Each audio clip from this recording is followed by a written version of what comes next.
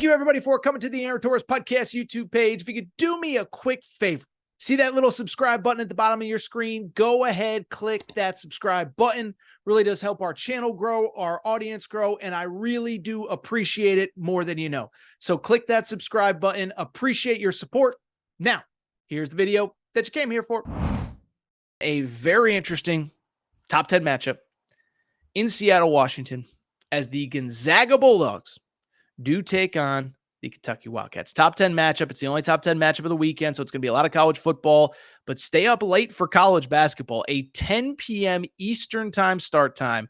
Oh, by the way, this game is in Seattle. It's a neutral site that probably won't be very neutral, although we do know that blue gets in everywhere. So let's go ahead and break it down. As of right now, there is no point spread. It's only Thursday afternoon. The game's not till Saturday night. And I think the big thing is, Kentucky's coming into this one not 100% healthy, especially at the point guard position. Lamont Butler hurt his ankle. He hurt his ankle in the Clemson game a few nights ago. I saw Mark Pope say it's, quote, tender. I would expect him to play. We don't know if he's at 100%. I think that's probably why we do not have a line out yet. If I had to guess, I would say Gonzaga is about a 3.5 point favorite.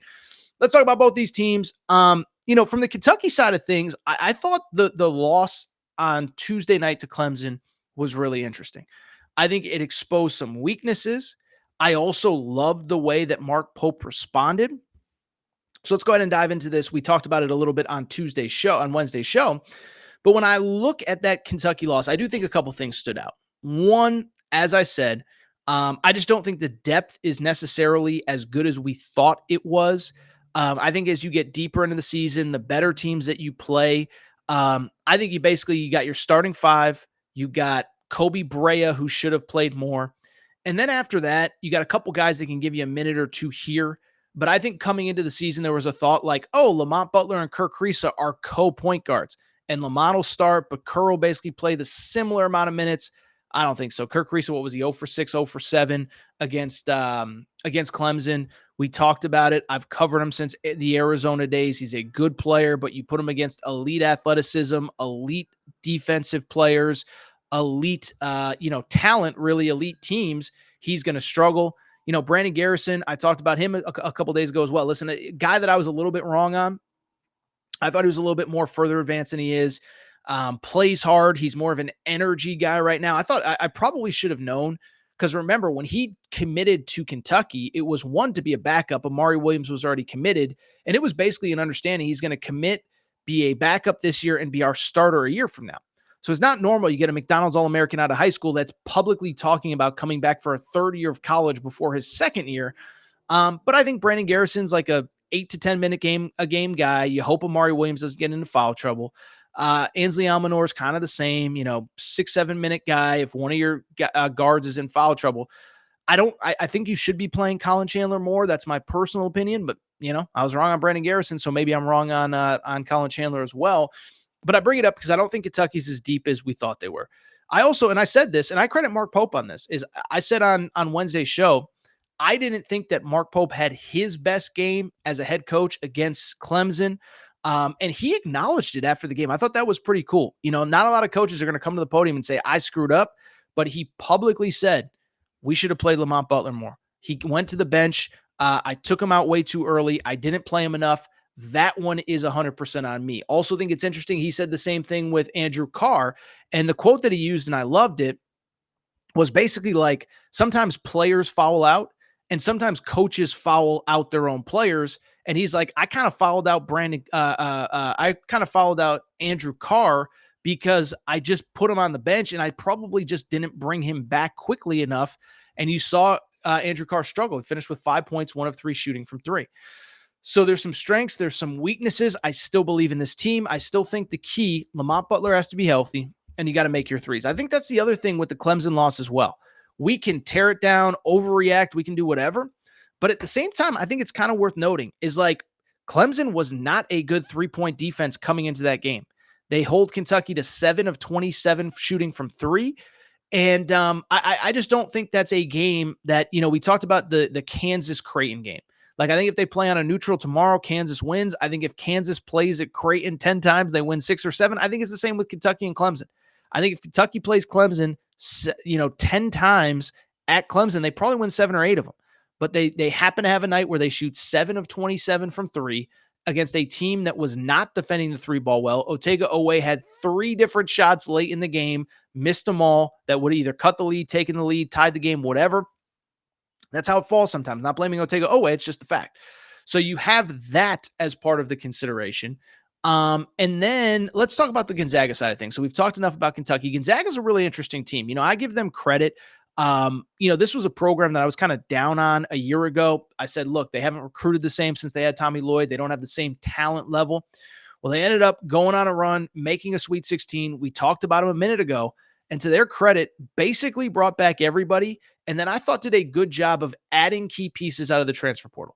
Caleb Battle, remember, this was a kid that last year at Arkansas was one of the best scorers in all of the SEC, especially late in the year, where he went off. He averaged like 32 points a game over his final 5 games or something. He adds pop off the bench. Michael Ajayi adds an interesting piece as well.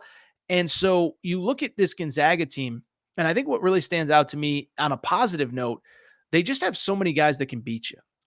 Coming into this game, they have 7 guys that are averaging 9.5 points per game or more. Ben Gregg, if he's your 7th guy, that's a really good roster. They have size. They have a lot of shot. They don't block a lot of shots, but they have a lot of size in the paint. Ben Gregg's a 7-footer. Braden Huff is kind of a 7-footer, but he plays more on the wing. He's 6'10", 6'11". Graham Ike is a low down low. And I mentioned the fact that they have a lot of guys that are scoring. They also have a lot of guys that rebound the ball well. 4 guys that average 4.8 rebounds per game. So it's kind of a gang rebounding team. And then Ryan Nembhard's a really good college point guard. Okay. I don't know what his NBA future is. I know his brother's playing in the NBA, all that good stuff. But listen, this kid has been phenomenal during his time at Gonzaga, and he is playing as well as anybody in college basketball. How about this? 10.8 assists per game to go along with 10 rebounds. So he's averaging a double-double, 10.6 points, 10.8 assists per game. And oh, by the way, that includes some pretty big numbers against some pretty good teams. Had 11 and 13 against Indiana in the battle for Atlantis. Had 11 assists against Baylor in that season opener, 13 and 11 against an Arizona State team that only has 1 loss so far. So they are operating at a really high level, and he's kind of the head of the snake.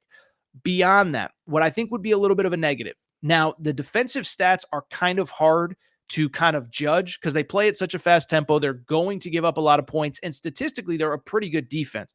Top 40 in adjusted field goal percentage. So, you're factoring in all those different things. But it does worry you that against Arizona State, you gave up 80. That you gave up 86 to West Virginia in an OT game. That Indiana, coming off a game where they put up like 50, put up 73 against you. So that would be my concern if I'm a Gonzaga fan, is got to get a couple more stops on defense, but the offense is humming at the highest levels. In terms of the game itself, let's go ahead and dive in. And let me say this. I think, one, we got to know a little bit more about Lamont Butler. How is that ankle? How is that injury? Because it's not only that he's a good player.